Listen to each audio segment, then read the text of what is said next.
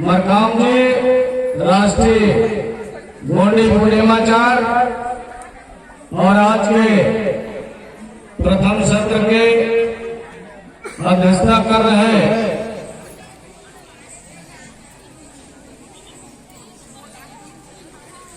बालाराम आदरणीय बालाराम आर्मू जी, सभापति गोंडवाना महासभा कोटा, आपके चरणों को सेवा जोहार। और मंच पे मंचा से हमारे इस कोटा विकास खंड के और गोंडवाना आंदोलन के हमारे साथी भाई मनोहर जगत जी, मंच पर बीपी मंडावी जी, डॉक्टर बाल मोहम्मद मंडावी जी, मंच पर युवा मोर्चा के प्रदेश के अध्यक्ष भाई प्रभु जगत जी, मंच संचालन कर रहे बाबूलाल जगत जी, गोंडवाना प्यारे जगत जी और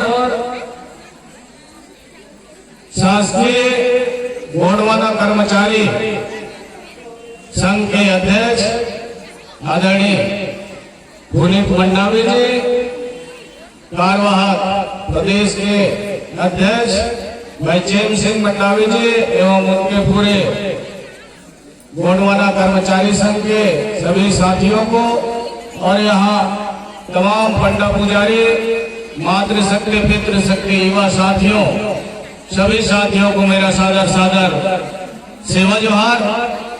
क्योंकि मैं 2-3 दिन से मध्य प्रदेश के दौरे से कल मैं मलाज खंड के पास मंडई में था, पूरा रात जगा हूँ, इसलिए मैं लोगों से कहा कि आज पूरा रात नहीं जग पाऊंगा, क्योंकि कल मुझे मनेन्द्रगढ़ क्षेत्र में जाना है। इसलिए मैंने निवेदन किया कि ज्यादा समय तक मैं नहीं रुक पाऊंगा, क्योंकि 24 घंटा दौरा हो जाता है। साथियों, गोंडवाना आंदोलन आज का जो खड़ा प्रेम प्रकृति शक्ति गोंगो पूजन एवं गोंडी पुनेम गोंडी धर्म व्याख्यान का कार्यक्रम था, लेकिन आज छत्तीसगढ़ में और मध्य प्रदेश में हमारे जो पढ़े लिखे लोग समाज के हैं, वो धर्म की अलग अलग व्याख्या कर रहे हैं। साथियों, आप लोगों ने सोशल मीडिया में रोज देखते होंगे कि लोग आजकल आदि धर्म, जिसे आदिवासी कहा जा रहा है, आप लोग ट्राइबल धर्म की भी बात कर रहे हैं। अब बताइए कि इस तरह धर्म कोई भी बनाना चाहे और कोई भी कुछ भी धर्म लिखने के लिए समाज में अपील किया जा रहा है, तो क्या हम लोगों को उस धर्म के साथ चलना चाहिए कि नहीं चलना चाहिए? मैं आप लोगों से आज चूंकि धर्म संसद का कार्यक्रम है, इस पर आप लोगों से बातचीत करना चाहता हूँ। बताइए भाई, क्या इनके साथ चलना चाहिए? ट्राइबल धर्म में चलना चाहिए क्या? ठीक से बोलिए, चलना चाहिए कि नहीं चलना चाहिए? नहीं चलना चाहिए। और इधर मातृशक्ति लोग, अभी हमारे पूर्णिमाचार्य ने बड़े चार्ट से कि किस तरह उसका 7 मापदंड बताया कि धर्म की क्या क्या मापदंड है। लोगों ने हाथ उठा करके कहा कि ये जो मापदंड है इसमें खरा उतर रहा है और गोंडी धर्म को हम लोग स्वीकार करते हैं। और मैं जब से पैदा हुआ हूं, मैं जब से होश संभाला हूं, तब से हम लोग भी गोंडी धर्म की बात करते हैं। हमारे धर्म में हमारी माँ, हमारी पत्नी, हमारे बहन उस धर्म का भी पालन करते हैं कि नहीं करते हैं जी? इधर वालों से पूछो, इधर वाले गोंडी धर्म का पालन करते हैं और इधर वाले गोंडी धर्म को बिगाड़ने का काम करते हैं। इसलिए इधर वालों के पक्ष में गोंडी धर्म कहा गया, गौड़ धर्म नहीं कहा गया। ठीक है ना? हम लोग ट्राइबल और आदिवासी की बात करते हैं तो संविधान में तो आदिवासी शब्द है नहीं, है क्या? कितने लोग जानते हैं संविधान में राम रहीम एक पिक्चर बना, राम रहीम एक पिक्चर बना जिसमें आदिवासी को जानवर कहा गया, राक्षस कहा गया। और उसी मामले में हमारे समाज के पढ़े लिखे डॉक्टर इंजीनियर लोग जो दिल्ली में नौकरी करते हैं और दिल्ली में रहते हैं, वो लोग दिल्ली के हाई कोर्ट में गए। ये आदिवासियों को राक्षस कहा जा रहा है, इनको असुर कहा जा रहा है, तो हमारा अपमान हुआ। तो दिल्ली हाई कोर्ट ने क्या कहा? क्या कहा समझते हो? सुने हो कि नहीं सुने हो? दिल्ली हाई कोर्ट के जज ने कहा कि मैंने भारतीय संविधान के हिंदी वर्जन और अंग्रेजी वर्जन दोनों को पढ़ा और उसमें कहीं पर आदिवासी शब्द नहीं है, इसलिए आपको वो गाली नहीं दिया। भारत में कोई आदिवासी रहते नहीं है, इसलिए वो आपको गाली नहीं दिया, इसलिए ये मामला को खारिज किया जाता है। ये फैसला आया और हमारे पढ़े लिखे, इसी समाज के वही पढ़े लिखे लोग प्रस्ताव ला रहे हैं कि आदिवासी धर्म बनाया जाए, ट्राइबल धर्म बनाया जाए। मैं उन लोगों से पूछना चाहता हूं कि आप गोंडी और गोंडवाना और गोंडी संस्कृति, इसका ये जो आंदोलन दादा मरकाम लोग 80 के दशक में चालू किए, ये जो आप लोग दिख रहे हैं ना, ये 80 के दशक में दादा मरकाम ने शुरुआत किया और आज देश के कम से कम मैं जानता हूं, मैं दौरा किया हूं, 14 राज्य में तो मैं दौरा किया हूं। ये गोंडी संस्कृति, गोंडवाना, गोंडी धर्म, संस्कृति, साहित्य, तमाम मामले में हम लोगों ने दौरा किया है। तो यहाँ तक के लोग गोंडी धर्म की बात करते हैं, लेकिन ट्राइबल धर्म की बात कुछ दिनों से लोग कर रहे हैं। अब झारखंड में आप चले जाइए, जिस ट्राइबल की बात करते हो, जिस आदिवासी की बात करते हो, झारखंड के लोग उस ट्राइबल और आदिवासी धर्म को सिरे से खारिज कर दिया गया। वहां सरना धर्म लिखा जाता है। कौन से धर्म लिखा जाता है? वहां के पूरे आदिवासी, मुंडा हो संथाल हो, ये लोग अपने आप को संथाली कहते हैं। संथाल परगना वो कलकत्ता तक जाता है, बंगाल, पश्चिम बंगाल जिसको कहते हैं, वहां तक उनकी। तो वहां के लोग अपने धर्म सरना धर्म लिख रहे हैं, ठीक है। और वहां का मुख्यमंत्री आदरणीय हेमंत सोरेन जी, जो छत्तीसगढ़ में अभी आदिवासी सांस्कृतिक महोत्सव कार्यक्रम में मुख्य अतिथि बतौर आए थे, वो उनकी सरकार बनी और वो वहां के मुख्यमंत्री बने। कोई कांग्रेस और भाजपा से नहीं बने, वो अपने पार्टी से बने हैं। इसलिए अपने सदन में, विधानसभा में उसने सरना धर्म को मान्यता दे दिया और ये केंद्र सरकार को ये पाले में भेज दिया। साथ साथ ये है राजनीतिक पावर।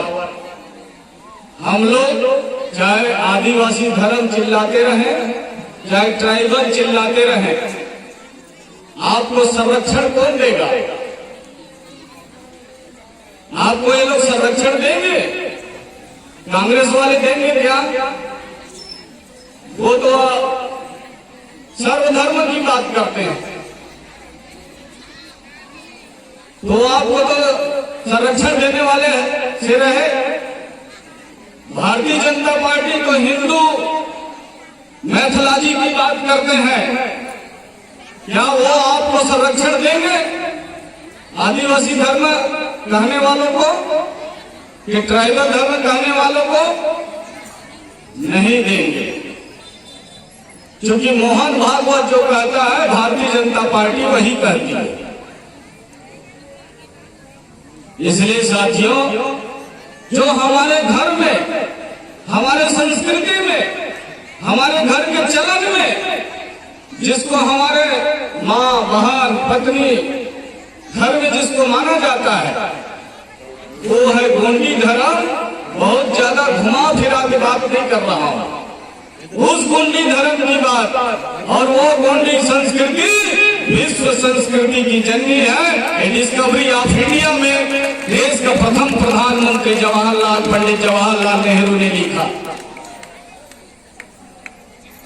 ये गोंडी संस्कृति विश्व संस्कृति की जननी है, और जिस दिन ये संस्कृति खत्म हो जाएगी, दुनिया की सारी संस्कृतियां खत्म हो जाएंगी। उसके बाद भी हमारे समाज के लोग दूसरे धर्म और संस्कृति की बात को प्रस्ताव लेके आते हैं। साथियों, इन लोगों के प्रस्ताव पर मुझे भी तरस आता है। तो ये समाज को तोड़ने में लगे हुए हैं साथियों। कोई आरएसएस के माध्यम से काम कर रहा है, कोई और किसी संगठन के माध्यम से काम कर रहा है, और उन्हीं के माध्यम से फाइनेंस होता है। वो चाहे बिलासपुर हो, रायपुर हो, चाहे भोपाल हो, यहाँ पर ये सेमिनार करके 150 लोगों को बैठा करके और सोशल मीडिया में बताते हैं कि हम लोग ये प्रस्ताव पास कर लिए। ये हमारे साथी लोग गए थे, जेम्स सिंह मरकाम भी उसका गवाही है ना भाई। अंडमान निकोबार, ये वहीं से ये कार्यक्रम उत्पन्न हुआ, और अंडमान निकोबार में पूरा क्रिश्चियन कम्युनिटी के लोग रहते हैं। कोई न तो हिंदू रहता है, न तो कोई आप लोगों के लोग रहते हैं। यहाँ से लोग हवाई जहाज में दूसरे के इशारा में लोग गए, और वहां पर तय करके और पूरा देश में बरगलाने का लोग काम कर रहे हैं। जो गोंडी संस्कृति, जिस गोंडी संस्कृति गोंडवाना की बात हम लोग करते थे, उसको महासभा ने, तमाम महासभा, अभी यहाँ सभापति बैठे हुए हैं, मोटा महासभा हो, तिवर्ता महासभा हो, जेवरा महासभा हो, यहीं पर संयुक्त महासभा का भी कार्यक्रम इस क्षेत्र में हुआ कि नहीं भाई? हुआ ना। ये तमाम महासभा में प्रस्ताव पास किया गया। ये हमारी धर्म गोंडी है, हमारी संस्कृति, हमारे धर्म, इस तरह प्रस्ताव पास हुआ है। लेकिन इसी महासभा में वो लोग भी रहते हैं जो ट्राइबल की बात कर रहे हैं और आदिवासी की बात कर रहे हैं। अब आप लोगों को मैं बता दूं, क्योंकि मैं देश के अलग अलग राज्यों में रोज घूमता हूं, कोई दिन मैं घर में नहीं रहता। आज भी मैं मध्य प्रदेश से आ रहा हूं। ये बता देना चाहता हूं कि उत्तर प्रदेश में आपको आदिवासी नहीं माना जाता। 13 जिला में मात्र, वो भी दादा मरकाम जी के आंदोलन के बदौलत 2003 में 13 जिला में, उत्तर प्रदेश के 75 जिला में मात्र 13 जिला में आपको 2003 में आदिवासी बनाया गया। 2003 में वो दादा मरकाम के आंदोलन के तहत नहीं, मैं उसके पहले हमारे समाज के लोग वहां अनुसूचित जाति के कोटे में, जिसे शेड्यूल कास्ट कहा जाता है, उस कैटेगरी में आज भी वहां है। मैं अभी गया था अक्टूबर में, 1 अक्टूबर को मैं लखनऊ में था। चंदौली के लोगों ने कहा, चंदौली में मैं रात रुका था, चंदौली में आज भी हमारे समाज के लोग ऐसी कैटेगरी में है, शेड्यूल कास्ट में। जौनपुर में आपके उधर अम्बेडकर नगर में, कबीर नगर में, ये तमाम प्रदेश के मात्र 13 जिला को छोड़ दो, सोनभद्र, बनारस, भदोही, प्रयागराज और बलिया, देवरिया, मऊ, इन तमाम जिला को छोड़ने के बाद बाकी जिला में आज भी अनुसूचित जाति के कैटेगरी में है, जिसके लिए हमने 1 अक्टूबर को उस उत्तर प्रदेश के सबसे बड़े पार्टी आज के डेट में जो विपक्ष में है, जो कभी सरकार में था, उनके साथ हमारी गठबंधन हुई है।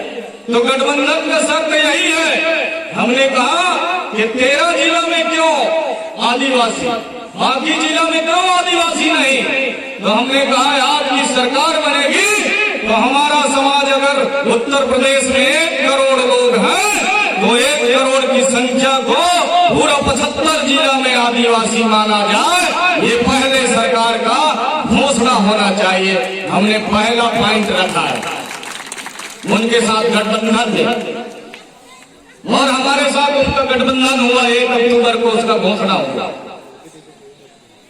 तो साथियों, लोग बगैर सिर पैर के बात कर रहे हैं। सिस्टम में आप चलिए, तब जाकर के आपको आपका हक और अधिकार मिल पाएगा। हम जिस धर्म और संस्कृति की बात दोहाई दे रहे हैं, रात रात भर मंच लग रहा है, दिन भर मंच लग रहा है, पूरा जीवन हम लोगों ने, दादा मरकाम ने पूरा जीवन इस गोंडवाना आंदोलन को दे दिया। हमने खुद अपना पूरा जवानी गोंडवाना आंदोलन में दे दिया साथियों। उसके बाद भी लोगों को आज भी समझ में नहीं आ रहा है, गोंडवाना के लोगों को आज भी समझ में नहीं आ रहा है। मैं तो यहाँ के तमाम प्रबुद्ध जनों से और महासभा के साथियों से कहना चाहूंगा, ये कोटा विधानसभा सबसे ज्यादा संख्या में हमारा समाज है कि नहीं है भाई? अगर वर्तमान की मैं बात करूं, यहाँ का विधायक है, उनका रिश्तेदारी अगर निकालो तो 100-200 बड़ा मुश्किल से होंगे। वो यहाँ के विधायक है। आपका हर गांव आधी बंद करके किसी के घर को छू दोगे ना, तो वो भी तुम्हारा रिश्तेदार निकलेगा, वो भी आपका रिश्तेदार निकलेगा। लेकिन कहीं न कहीं हम काम नहीं कर रहे हैं साथ। अगर आप लोग गोंडवाना से प्रेम करते हैं, अपने समाज से प्रेम करते हैं, अपने बच्चों से प्रेम करते हो, तो मैं आप लोगों से ये फ्रापेन, ये गोगो कार्यक्रम में आप लोगों से मैं कहना चाहूंगा कि आप उसे साक्षी मान करके मन ही मन आप प्रणाम करें और स्तुति करें और शपथ लें। 1 महीना में मैं 1 to 10 के तहत 10 कार्यकर्ता बना करके इस संगठन के लोगों को दूंगा। कितने लोग दे सकते हो जरा बताओ तो मेरे को। दादा टाइप के दादा हाथ उठाते थे कि 10 दिन में हम 10 कार्यकर्ता बना देंगे, तो सब लोग हाथ उठा देते। तो ऐसा वाला हाथ नहीं चाहिए। सामने बड़ा देव का दादा मरकाम ने इसे स्थापना किया। इस स्थापना में मैं भी आया था, बहुत उस समय पढ़ रहा था। हमको बोलना नहीं आता था उस समय। हम लोग दूसरे का गीत गाते थे, रात रात भर दूसरे का संगत करते थे। उस समय यहाँ का स्थापना हुआ। तो साथियों, आप उसे साक्षी मान करके मन ही मन शपथ ले लीजिए, इसमें से अगर सब लोग 10-10 कार्यकर्ता बना के देते हैं और आप लोग साल में महीने के हिसाब से 100 रुपया देते हैं और साल में 1200 रुपया देते हैं, तो मैं दावे के साथ कहता हूं यहां से आप जिसको चाहोगे वही विधायक बनेगा, कोई दूसरा नहीं बन सकता साथियों। ये मैं दावे के साथ कह सकता हूं, महासभा कह दे कि इसमें से ये आदमी विधायक बनेगा तो वही विधायक बनेगा, कोई माई का लाल नहीं है कि तुमको कोई हरा सके। बशर्ते आपको शपथ लेने की जरूरत है और काम करने की जरूरत है साथियों। जब हम यहां से दूसरे जगह जाकर लोगों को जगा सकते हैं, दूसरे प्रदेश में लोगों को जगा सकते हैं, मैं कभी कभी सोचता हूं कि हम अपने घर में क्यों नहीं समझा पा रहे हैं। कहीं न कोई खामी होगा साथियों। इसलिए आप लोगों से मेरा विनम्र निवेदन है, आग्रह है, मैं 2 से 4 घंटा आप लोगों को ब्लैक बोर्ड में पढ़ाने का काम करूंगा। संगठन कैसे बनती है, समृद्धि कैसे बनेगी और सत्ता कैसे आएगी, 3 बात है। धर्म में ये 3 बात बताया जा रहा था, संस्कार की, जन्म संस्कार, विवाह संस्कार और मृत्यु संस्कार। वैसे हमारे में संस्कार नहीं होते। गोंडी में नेंग और जोग होता है कि नहीं भाई? नेंग नियम चलता है कि नहीं चलता है? शादी विवाह में ये नेंग है कि नहीं? छठी में नेंग करो, करते हैं कि नहीं करते हैं भाई? ये नेंग है, संस्कार। हम ये जो शब्द है दूसरे से उधार लेके ला रहे हैं, तो इसको भी हमको सोचना होगा। तो गोंडवाना का आंदोलन का संगठन समृद्धि नहीं दे सकते, हाथ नहीं उठा पा रहे, तो इनको खंती पुदारी इसके भाग्य में मिला है। जब देश आजाद हुआ 15 अगस्त 1947 को, तो हमारा राजपथ चला गया। राजपथ लोगों ने विलय कर लिया। अब विलय करवाने वाले लोग कौन है? आज शासन और सत्ता में है छत्तीसगढ़ में। हमारा राजपथ, अगर मैं गोंडी नहीं बोल पा रहा हूं, तो भारतीय संविधान के 8वीं अनुसूची में गोंडी भाषा को मान्यता आज तक नहीं मिला। तो कौन नहीं दिया भाषा को मान्यता? जो सरकार ने हमने दिया। अरे सिंधी भाषा को मान्यता मिल सकता है इस देश में, अंग्रेजी भाषा को मान्यता मिल सकता है, संस्कृत को मिल सकता है, बंगाली को मिल सकता है, तेलुगु को मिल सकता है, तो गोंडी भाषा को 8वीं अनुसूची में मान्यता क्यों नहीं मिला? इसको पूछने वाला कौन है? हमारा कोई बेटा गया इस बात को पूछने के लिए? कभी सभा में बुलाया तो आपने पूछा उस विधायक को, उस मंत्री को कभी आपने पूछा, कभी उस सांसद को पूछा कि तुम जा करके क्या वहां झक मार रहे हो पार्लियामेंट में? हमारा इतना बड़ा समाज, और समाज निर्णय ले ले कि अगर आने वाले सदन में, आने वाले शीतकालीन सत्र में गोंडी भाषा को मान्यता नहीं दिलाएंगे, जो पार्टी के पार्लियामेंट के सदस्य, उसको हमारे क्षेत्र में आने से प्रतिबंध रहेगा। समाज ऐसा ऐलान करे, दूसरा दिन हरकत होने लग जाएगी देश में साथियों, दूसरे दिन हरकत होने लग जाएगी। लेकिन कभी समाज में बात हो नहीं करता है, कभी फरमान जारी हो नहीं करता है। कभी हुआ क्या ऐसा फरमान जारी?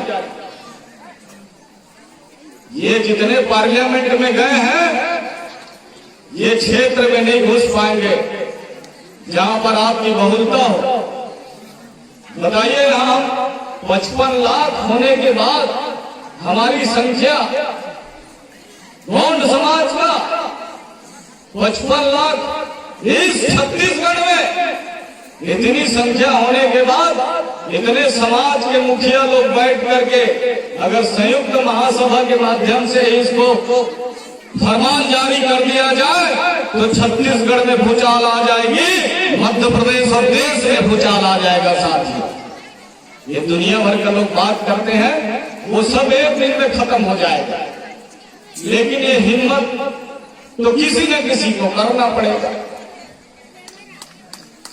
जब हिम्मत करोगे तभी कुछ होगा। इसलिए साथियों, चूंकि हम भी विद्यार्थी जीवन से इस आंदोलन में चल रहे हैं, इसलिए लगता है कि समाज इतना नीचे पीछे क्यों जा रहा है, इतना दब्बू कैसे हो गया है समाज। कभी राज और पाठ करते थे, सोने का सिक्का चलाने वाला है समाज, वो भी 5 तोले का, लेकिन आज ये हमारा समाज इतना कमजोर क्यों दिख रहा है? ये सब कारण है, ये शासन और सत्ता में लोग बैठे हैं, यही हमारे दुश्मन है। कोई दुश्मन तुम्हारा नहीं है। हमारा राजपाट छीनने वाले कांग्रेस पार्टी, हमारा भाषा को मान्यता नहीं देने वाला कांग्रेस पार्टी। मैं एकदम साफ साफ बोलता हूं। बहुत लोगों को लगता है कि श्याम सिंह मरकाम सीधा सीधा बोल देता है। अरे सीधा नहीं बोलूंगा तो टेढ़ा काहे बोलूंगा? जो बात सही है उसको बोलता हूं। मैंने तो राहुल गांधी से भी कहा, वो कमलनाथ जी से भी मैंने कहा था। जब मनमोहन सिंह जी प्रधानमंत्री थे, दादा के साथ हम लोग दिल्ली गए थे। उस समय गोंडी धर्म की मान्यता के मामला आया था, पार्लियामेंट का घेराव किए थे। तब लोगों ने कहा कि संसदीय मंत्री से मिल लिया जाए, कमलनाथ जी से। दादा ने कहा कि भाई कमलनाथ जी बताइए कि गोंडी धर्म को 8वीं अनुसूची में मान्यता देने में भारत सरकार का कितना खर्चा होगा, ये बता दीजिए। ईमानदारी से बता दीजिए कितना खर्चा होगा। तो उसने लमसम 50,000 के आसपास बताया कि भारत सरकार का कुल 50,000 खर्चा होगा इसको टाइप करने में और सदन में बिल पेश करने में। उससे ज्यादा कुछ होने वाला नहीं है। और लास्ट में राजपत्र में प्रकाशित हो जाएगा कि गोंडी धर्म को, गोंडी भाषा को 8वीं अनुसूची में मान्यता दिया गया। लेकिन इतना बड़ा समाज होने के बाद आज आपकी भाषा और संथाली भाषा जो है ना, शिबू सोरेन जी, उसने 2003 में अपनी मान्यता करवा लिया। 8वीं अनुसूची में उसका भाषा को मान्यता मिला, डोगरी भाषा को मान्यता मिला, मैथिली भाषा को मान्यता मिला। और मान्यता देने वाला मंत्री का नाम जानते हो आप लोग? जानते हो कितने लोग? इधर वाले कोई नहीं जानता। वो भी हमारा ही समाज का फग्गन सिंह कुलस्ते जी। फग्गन सिंह कुलस्ते भारत सरकार में जनजाति मंत्री थे अटल बिहारी वाजपेयी की सरकार में 2003 में। और उसके दस्तखत से 4 भाषा को देश में मान्यता मिला। अभी तक कुल 22 भाषा को भारत सरकार के 8वीं अनुसूची में शामिल किया गया है। उस 22 भाषा का समझते हैं? अगर भाषा को मान्यता मिलेगा तो इसमें से कितने लोगों को नौकरी मिल जाएगा? यहाँ से लेकर के मास्टरी से लेकर के वो मंत्रालय तक लाखों लोग सर्विस में। और भाषा से पीएससी में, आईएएस में, आईपीएस में परीक्षा में पूछी जाती है। आप सब्जेक्ट लिखेंगे कि मैं गोंडी भाषा में अपना भाषा सेलेक्ट करके लिखूंगा उत्तर। जैसे अंग्रेजी ऑप्शन लेते हैं कि नहीं लेते हैं? कोई हिंदी में लिखता है, कोई अंग्रेजी में लिखता है, कोई तेलुगु में लिख रहा है। तो हमारे लोग भी गोंडी ऑप्शन लेंगे तो गोंडी में जांचने वाला कौन होगा बताइए? पंडित जी तो नहीं जांचेगा, उसको तो आता नहीं गोंडी भाषा। क्या आता है? हमारे समाज का आदमी आएगा और देखेगा ये मेरा बेटा है, ये मेरे समाज का है, ये आईएएस का एग्जाम में गोंडी भाषा से अपना ऑब्जेक्टिव क्वेश्चन में टिक लगाया है, तो वो हमारा आदमी जांचेगा और उसमें पास कर देगा और तुम मेरिट डिवीजन में निकल जाओगे और कलेक्टर हो जाओगे। हो जाओगे कि नहीं हो जाओगे, ये सरकार के लोग जानते हैं। इसलिए नहीं, 50,000 बहुत ज्यादा नहीं होता है। आपकी भाषा को मान्यता इसीलिए नहीं दिया जा रहा है कि आप और आगे बढ़ जाओगे। अगर आपकी भाषा को मान्यता नहीं मिला है, उसके बाद आप इतना बोलते हो, इतना गरजते हो समाज के लोग, अगर जिस दिन भाषा को मान्यता मिल जाएगी तो आपको माँ मिल जाएगा, माँ। और जिसका माँ होता है वो बहुत आगे चला जाता है साथियों। इसलिए सरकार आपके साथ छलावा कर रही है, और जब तक ये सरकार नहीं बदलोगे तब तक आपके साथ इसी तरह छलावा होते रहेगा। लोग जो आरएसएस के लोग बैठे हैं ना, वो नहीं चाहते कि आपका विकास हो सके। नहीं में हमारे इतने सारे सांसद वर्तमान में, हमने कहा उस दिन चुरना टोला में मैंने कहा था, उसके पहले और भी मैं फक्कन सिंह जी को कहा था मंच से। पिछले महीना में अनसुईया उइके जी के कार्यक्रम में मैं विशिष्ट अतिथि था सिवनी जिला में 20 तारीख को, 20 सितंबर को। फक्कन सिंह के बोलने को पहले मैं ही खड़ा हुआ था, मेरे बाद फक्कन सिंह खड़ा हुआ। मैंने सवाल डाला कि आपके मंत्रिमंडल, आप मंत्रिमंडल थे तो 4 भाषा को मान्यता मिला, तो आप समाज के हो, आपके घर में गोंडी बोली जाती है, आप साइडो, आप मंडला संसदीय क्षेत्र हो और मंडला में गोंडी बोली जाती है, मैं जहां खड़ा हूं इस क्षेत्र में गोंडी बोली जाती है, तो आपने गोंडी भाषा को मान्यता क्यों नहीं दिया? आधा घंटा उसमें वो अपना भाषण में सफाई देते रहे। तो इस तरह काम है। हमने पूछा उससे, राजराजेश्वरी मंदिर जहां राजा शंकर साहब, रघुनाथ साहब पैदा हुए, वहां लोग आज भी मछली भूंज रहे हैं। मैंने कहा आपने 50 बार घोषणा किया करोड़ों रुपया बाउंड्री वाल और संधि भी करने के लिए, क्या हुआ? तो हमारे समाज में लोग हैं मंत्रिमंडल में, समाज में गप मारते हैं और तालियां बजवाते हैं और माला पहन के समाज के मत से चले जाते हैं साथियों। इसलिए समाज को बेवकूफ बनाना बंद करो, और जो स्पष्ट बोलबाजी हो उसके साथ चलना सीखो। हमने बस्तर में भी कहा, सिलेगर वाले मामले में, सिलेगर वाले मामले में हम गए थे बस्तर। हमने कहा कि वहां 3 लोगों को सभा में सरेआम पुलिस वाले गोली मार दिया जाता है, और ऐसे ना जाने कितने लोगों को सरेआम सरकार गोलियों से भुनवा दिया। कारण कि वहां पर संपत्ति है, खनिज संपदा है। 75 साल से सरकार कह रहा है, भारतीय संविधान में भी व्यवस्था है, 5वीं अनुसूची की व्यवस्था है, 244 में वो बात लिखी गई है, 13(3) कहता है, 19(5) और 6 भी कहता है। लेकिन क्या हक और अधिकार मिला? सुप्रीम कोर्ट ने गोंडसार नाट हिंदुओं को 1971 में कहा। उसके पहले और बात कहा गया था 1997 में। सुप्रीम कोर्ट ने कहा जैसे हम कोटा क्षेत्र है, कोटा 5वीं अनुसूची क्षेत्र है, अब 5वीं अनुसूची क्षेत्र में अगर यहाँ कोई रेत का खदान होगा तो यहाँ के आदिवासी कमेटी को दिया जाएगा।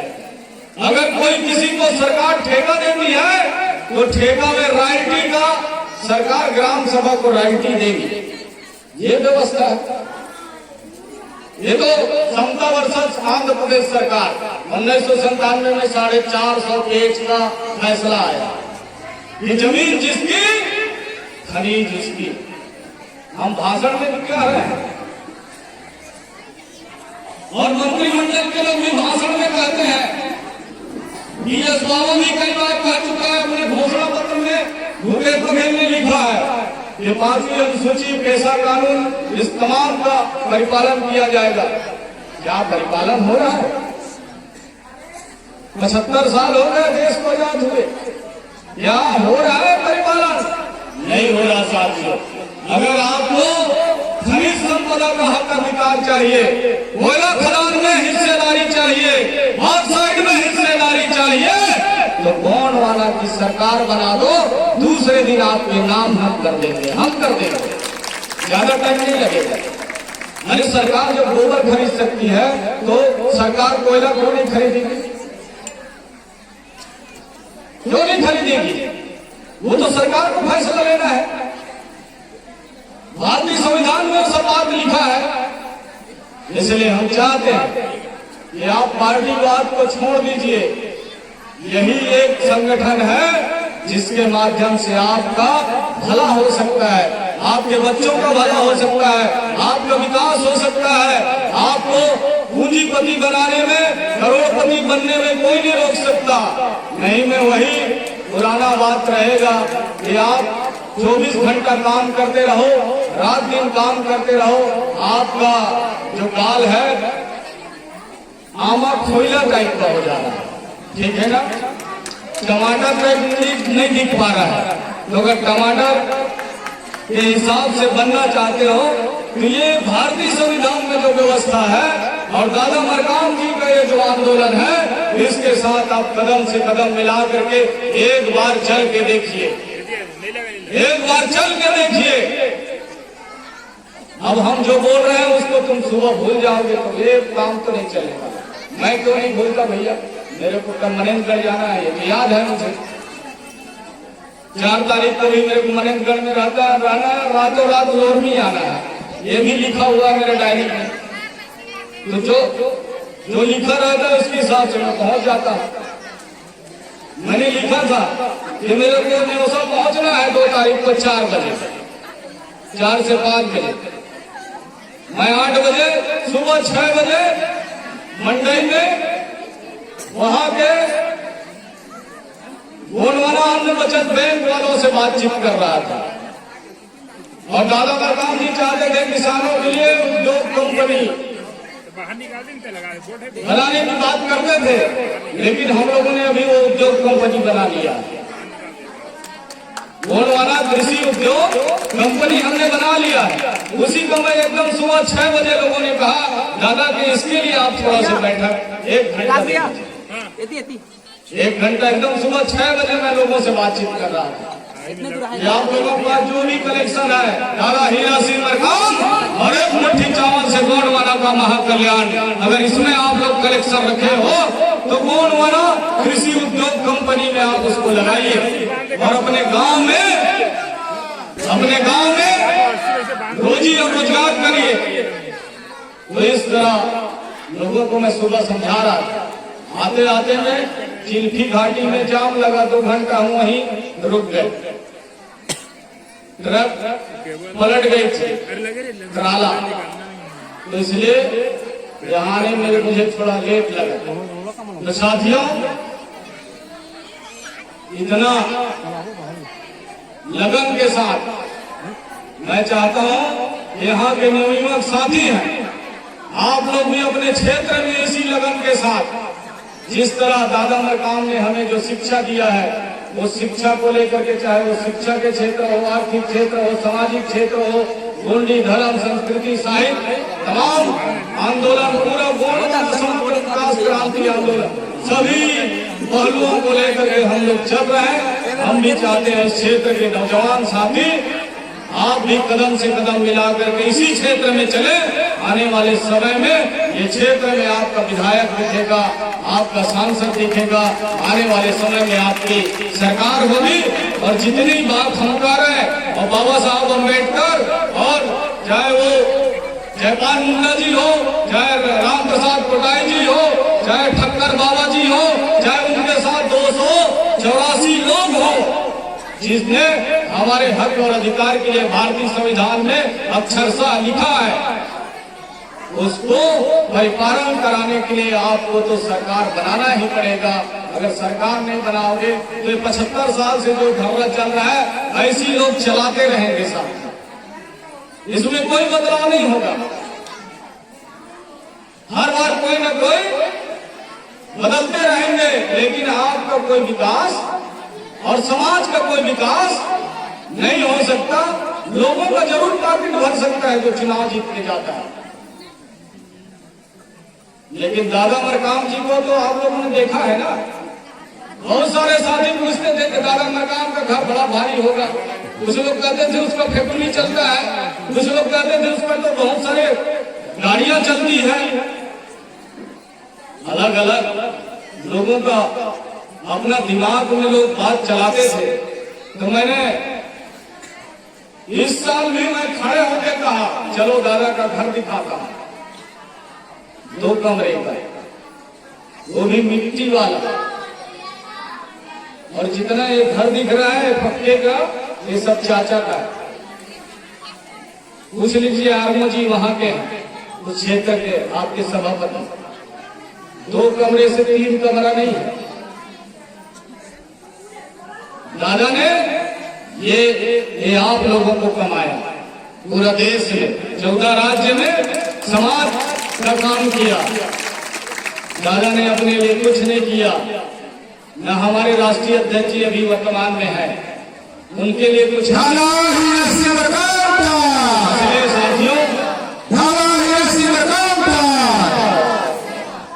मैं चाहता हूं कि आप लोगों में भी वो जज्बा होना चाहिए कि दादा मरकाम के पद चिन्हों में हम चले और समाज को स्वावलंबी बनाए, समाज को रोजगारवान बनाए, समाज को सत्तावान बनाए और रोजी और रोजगार इस समाज के हाथ में हो, हम किसी के सामने हाथ ना फैलाएं। ऐसा दादाजी सोचते थे, ऐसा दादाजी ने प्लानिंग बनाया और वही प्लानिंग के तहत हम काम कर रहे हैं। मैंने 1 साल पहले माधव भैया के साथ मैं आया था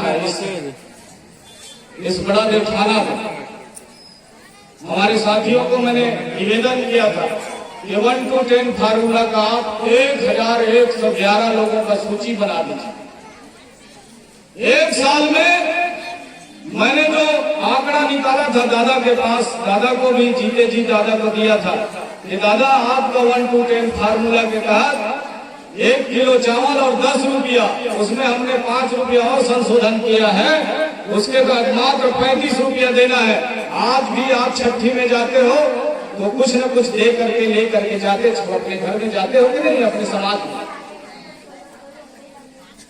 मृत्यु किसी के यहाँ कमी हो गया, वहां भी आप कपड़ा लेके जाते होंगे, पैसा लेके जाते होंगे, चावल लेके जाते होंगे, महासभा का व्यवस्था है कि नहीं है। लेकिन हमने कहा था उसमें, दादा मरकाम जी ने कहे थे कि मात्र 35 रुपया आपको देना है। और 35 रुपया आपको कहाँ देना है? कमेटी में देना है, उसके घर नहीं देना है। कमेटी के लोग जाएंगे उसके घर में, वो पैसा लेकर के कितना 15,000 देने के बाद उस कमेटी के पास 25,000 रुपया बचता है। आप कितना दे रहे हो? मात्र 35 रुपया। लेकिन आपकी कमेटी में कितना बच रहा है? 25,000। सामने वाले को कितने दे रहे हो? 15,000। ये काम समाज को करना पड़ेगा। एक कमेटी का बात कर रहा हूं मैं, 1 साल में 1,27 लाख रुपया होता है, 35 रुपया के दर में। 1 साल में 1,27 लाख रुपए होता है। बताइए, कोटा में 1 करोड़ का अगर गोंडवाना सुपरमार्केट खोल दिया जाए तो यहाँ का दुकान बंद हो जाएगा कि नहीं हो जाएगा? आपका दुकान चलेगा और आप उसका मालिक होंगे। काम करने वाले भी आप, मालिक भी आप, उपभोक्ता भी आप, खरीदार भी आप। बताइए, सामने वालों को दादा दिमाग से दादागिरी कर ले, इसलिए दादा मरकाम को दादा कहा गया। दादा मरकाम वो दादा इसलिए कहा गया क्योंकि वो दिमागी दादागिरी करना सिखाया गोंडवाना के लोगों को। और वो दिमागी दादागिरी को अगर आप अडॉप्ट कर लोगे, पकड़ लोगे, तो निश्चित तौर पर समाज स्वावलंबी हो जाएगा।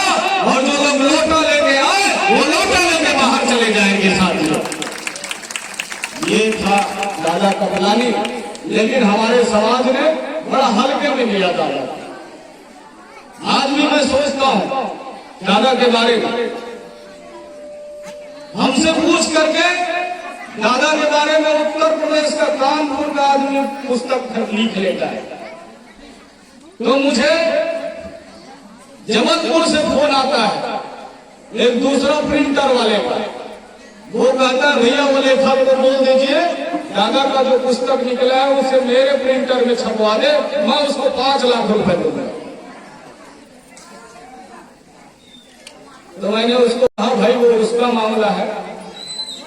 नहीं आप लोगों ने तो बताया है, उस पुस्तक को लिखने में आप लोगों ने मदद किया है, तो उसका रॉयल्टी आपको मिलना चाहिए। मैंने कहा हम रॉयल्टी कमाने के लिए नहीं बताए, हम तो दादा का प्रचार हो, लोगों ने दादा ने जो बात सही कहा है वो पुस्तक में आ जाए, इसलिए हमने मनोज जी को बताया कि आपको इस सब्जेक्ट में दादा के ऊपर लिखना। और वो बुक निवर्तन में हाथों हाथ लोगों के पास चला गया। तो इतना हमारे लोग भी पढ़े लिखे लोग हैं, आप लोग भी लिख सकते हैं दादा के बारे में। अच्छा बुक हो सकता है, जो बात हम कह रहे हैं उसी को तो लिखना है। और चूंकि हम बहुत लोगों को बता दी, एक उत्तर प्रदेश में एक भाईजान है, उसने गोंडवाना में पीएचडी कर लिया हमसे पूछ के, लखनऊ से रिजवी जी। एक जबलपुर का कौशिक जी है, वो गोंडवाना में पीएचडी कर लिया हम लोगों से बातचीत करके। हम लोग कोई हेड ऑफ डिपार्टमेंट नहीं है यूनिवर्सिटी की, लेकिन गोंडवाना के बारे में हमको जो जानकारी है उसके बारे में फोन में बात करते हैं, आधा घंटा हम उनको बता देते हैं, रिकॉर्डिंग कर लेते हैं, उसको लिख लेते हैं। और इस तरह आज लोग लेखक बन गए। दादा के आंदोलन से, दादा का आंदोलन नहीं आया था तो हम लोग खुद बड़े बड़े रामायणिक थे। हमारा गोंडवाना प्यारे जी, मैं भी नहीं टीकेपी स्कूल में पढ़ता था, इधर बहुत रामायण गाया हूँ, ये तमाम गांव में मैं रामायण गाया हूँ, ये पूरा क्षेत्र। ये थे एक अमाली में था भानु जी, ये राम कुमार कोरके जी, हम इन लोगों के साथ रामायण गाते थे। ये कोई धर्माचार नहीं मिलते थे उस समय, कोई जय सेवा की बात नहीं होता था। सब लोग, हम लोग भी स्कूल से निकलते थे तो जय राम कहते थे या नमस्कार करते थे, इससे और कोई दूसरा बात नहीं होता था। सामाजिक बात होता था, तब वहां समाज के लोग बैठ के समर्थ बड़ा देव की जय एक बार बुलाते थे, दोबारा नहीं कहते थे। तो वहां सभापति जी, गलत बोल रहा हूं क्या? ठीक है ना? तो ये जितना देन है दादा मरकाम का देन है साथियों। निश्चित तौर पर हम लोग अगर दादा के बारे में बात करें, दादा के बारे में सोचे विचारे, उसने इस समाज के लिए अपना पूरा जीवन कुर्बान कर दिया। और लोग तो कहते रहते हैं कि जब तक सूरज चांद रहेगा, धरती और इंसान रहेंगे, तब तक दादा मरकाम का नाम अमर रहेगा, अमर रहेगा। ज्यादा कुछ न कहते हुए बहुत सारी बात आप लोगों के साथ बैठेंगे। मैं चाहता हूँ कि यहाँ प्रशिक्षण कार्यक्रम हो जाए, मैं खुद 1-2 घंटा पढ़ाने का काम कर दूं उसमें ब्लैक बोर्ड में, तो कुछ चुनिंदा नवयुवक साथी और नवयुवतियों को बैठाया जाए जिसमें मैं प्रशिक्षण दे दूं, तो लोग उस तरह से काम करना चालू करें। ये क्या है, सुन के गुन के और खत्म कर देने के काम बहुत दिन हो गए कि नहीं हो गए भाई? क्योंकि ये सभा सम्मेलन तो हम 25-30 साल से देख रहे हैं, ऐसा करते हैं फिर चले जाते हैं। दादा ने कहा भाई कि सामूहिक शादी होना चाहिए, महासभा ने बड़ी जोर खरोश के साथ इधर हुआ, बहुत लोगों का पैसा बचा ना समाज का। महासभा ने बहुत अच्छा काम किया। दादा मरकाम का एक आइडिया था, है कि नहीं? सबसे पहले चालू हुआ वहां कामठी में, प्रतापगढ़ भंडरिया के पास। मोते जी आए हैं, उनके पिताजी वहां अध्यक्ष हुआ करते थे। वहां से चालू हुआ और यहाँ पर आपके तखतपुर ब्लॉक में कहे ना, खरगाना में फिर शुरुआत हुआ, उसके बाद शिवतराई में चालू हुआ, और इस तरह आज कई जगह हो रहा है, दूसरे प्रदेश में भी चल रहा है। तो समाज का बहुत बड़ा करोड़ों अरबों रुपए बचा। तो समाज ने एक बहुत अच्छा काम किया। हम चाहते हैं कि समाज की तरफ से स्कूल का संचालन होना चाहिए। अगर आप लोगों के मेरी बात को बुरा ना माने महासभा के लोग, तो मैं तो निवेदन करूंगा, आदेश तो नहीं कर सकता महासभा के लोगों को, निवेदन करूंगा इस क्षेत्र में ऐसा मॉडल स्कूल चलना चाहिए। जितना आप लोगों का गाड़ गोली इधर उधर का पैसा आता है उसको उसी में लगा दिया जाना चाहिए, आपस में ना बांटा जाए। तो मेरे ख्याल से देश में टॉप का गोंडवाना मॉडल स्कूल चलेगा, देश में जैन इंटरनेशनल स्कूल से उस पार चलेगा। क्योंकि मेरे क्षेत्र में कम से कम 15 ठो से ज्यादा गोंडवाना स्कूल चल रहा है। मैं जहां चुनाव लड़ता हूं, अभी आने वाले समय में और 10-20 ठो का प्लानिंग है अपने क्षेत्र में, दूसरे जगह नहीं। 10-15 और स्कूल खोलने का प्लानिंग हम लोगों ने किया है। और हमारे उस क्षेत्र के गोंडवाना स्कूल से पिछले साल भी नवोदय विद्यालय में सिलेक्शन होके गए, और इस साल भी गोंडवाना स्कूल से नवोदय विद्यालय में लोग सिलेक्शन होके गए हैं बच्चे लोग। तो हमारे स्कूल में ये पढ़ाई हो रहा है। क्योंकि स्कूल अपना, मास्टर भी अपना घर का है कि नहीं, समाज का, बच्चा भी अपना समाज का ही बच्चे को पढ़ाना है ना। तो कोई संडे को छुट्टी नहीं होना चाहिए। आप लोगों को देखना होगा तो मेरे साथ चलना। रामगढ़, जनकपुर के पास रामगढ़ है, चिड़ोला है, वहां पर स्कूल चल रही है। इन स्कूल से सिलेक्शन हुआ है। तो मैं रविवार को भी जाता हूँ उस स्कूल में। मैं जब दौरा जाता हूँ अपने क्षेत्र के तमाम स्कूलों में जाता हूँ, बैठता हूँ, बच्चों से बात करता हूँ, उनके पालकों से बात करता हूँ और वहां के मास्टरों से बात करता हूँ।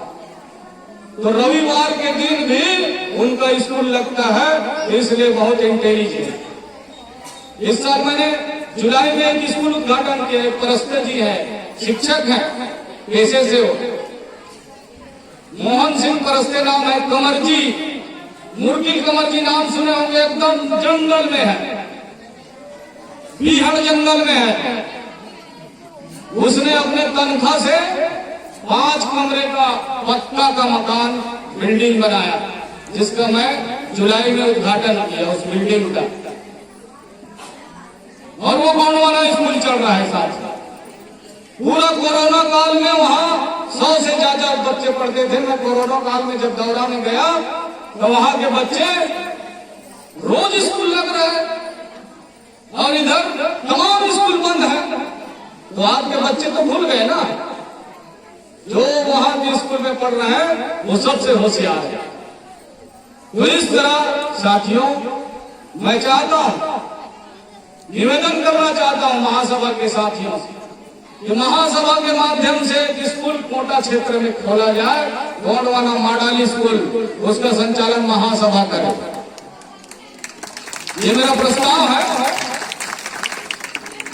और मैं कहना चाहूंगा कि ये स्कूल देश में सबसे टॉप का स्कूल होगा, और सरकार भी आपको अनुदान देगा। अभी लोगों को रोजी रोजगार मिलता नहीं है। हमारे बच्चे क्या हो रहा है, घूम रहे हैं, पढ़ लिख करके घूम रहे हैं। तो निश्चित तौर पर उसमें जो पढ़ा लिखा होगा उस स्कूल को अनुदान मिलेगा, भारत सरकार से मिलेगा, राज्य सरकार से भी मिलता है। तो हमको शिक्षा की ओर भी, सरकार के भरोसे शिक्षा में रहोगे तो तुम्हारा बच्चा आगे नहीं बढ़ पाएगा। समाज के लोगों को शिक्षा, स्वास्थ्य, इन तमाम को आपको अडॉप्ट करना पड़ेगा साथियों। ज्यादा कुछ ना कहते हुए, गोटुल के बाद हमारे मरकाम जी ने एक चीट दिया।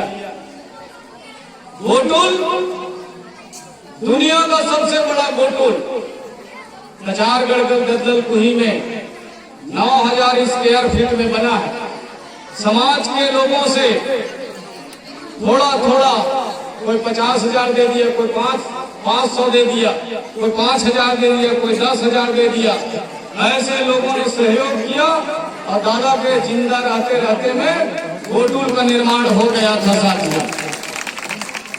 इतना बड़ा गोटुल है कि लगता है मैं जितना बड़ा हम लोग ये ग्राउंड है, इतना बड़ा तो हमारा कमरा का हाल होगा। जितना बड़ा ये टेंट लगा है ना, इससे बड़ा ही होगा हमारा गोटुल के अंदर का। तो निश्चित तौर पर अगर काम को हम हाथ में ले ले, कोई भी काम बड़ा नहीं है साथियों, सब काम हो जाता है। लोगों ने कहा कि भाई इतना पैसा कहाँ आएगा? हमने कहा भाई आप संघर्ष करो। गोपाल भाई को बोले, जनकराम ध्रुव जी को बोले, ये पुनीत मंडावी जी है और ये हमारे चैन सिंह भाई मरकाम जी हैं, ये सब लोग नौकरी करते हैं। हमने उनको कहा कि आप लोग लगे नहीं है, हम लोगों को फोन करते हैं, आपको पैसा मिलेगा। और वो पैसा आया, 35 से 36 लाख रुपया लगा है उसमें। आज के डेट में 50 लाख का वो बिल्डिंग है और 15 एकड़ जमीन हम लोगों ने खरीदा है। जंगल में कोई कब्जा नहीं किया, बकायदा खरीदा है और उसमें गोटुल बना है साथियों। और वहाँ शिक्षा संस्कार, हमारे बच्चों को कैसे शिक्षित, अभी बीच में हम लोगों ने उसका जुलाई में बैठक लिया था 11 तारीख को, और उसका कार्य योजना चल रहा है कि किस तरह गोटुल को संचालित करना है। हमने कहा गोटुल का संचालन कमेटी बना दिया जाए, गोपाल मरकाम को उसका अध्यक्ष बना दिया गया। ठीक है ना भाई? तो ये भी, इसमें भी हम लोग देख रेख करते हैं, हम लोग राजनीति बस नहीं करते। अगर हमसे कोई सलाह ले तो हम ये तमाम काम हम लोग कर रहे हैं। ऐसा नहीं है कि हम लोग बस गोंडवाना गणतंत्र पार्टी का ही नाम ले रहे हैं, ऐसा नहीं है। हम इस ओर भी काम कर रहे हैं, भाषा की ओर काम कर रहे हैं, संस्कृति की ओर काम कर रहे हैं, धर्म की ओर काम कर रहे हैं। अरे धर्म का काम तो सबसे बड़ा गोंडवाना गणतंत्र पार्टी के लोग ही सबसे ज्यादा काम करते हैं और सबसे ज्यादा बात गोंडवाना गणतंत्र पार्टी के लोग करते हैं धर्म का, कोई दूसरा नहीं करता है। इसलिए साथियों, आप लोग भी इस आंदोलन के साथ चलिए। इस आंदोलन के साथ चलोगे तो निश्चित तौर पर आने वाले समय में जो सपना दादा मरकाम ने और जो सपना हमारे पूर्वजों ने, हमारे दादा परदादाओं ने देखा था, वो सपना जरूर साकार होगा। इन्हीं शब्दों के साथ आप लोगों ने मेरी बात को सुना। सभी के चरणों को सेवा जोहार करते हुए, महासभा के तमाम पदाधिकारियों को चरणों को सेवा जोहार करते हुए, यहाँ पर गुरु जी लोग बैठे हैं, उनके चरणों को सेवा जोहार करते हुए मैं अपनी वाणी को ही विराम देता हूँ। आप सब लोगों को सादर सादर सेवा जोहार। जय सेवा, जय फड़ापेन। चला के रहेंगे गोंडवाना, चला के रहेंगे गोंडवाना। धन्यवाद।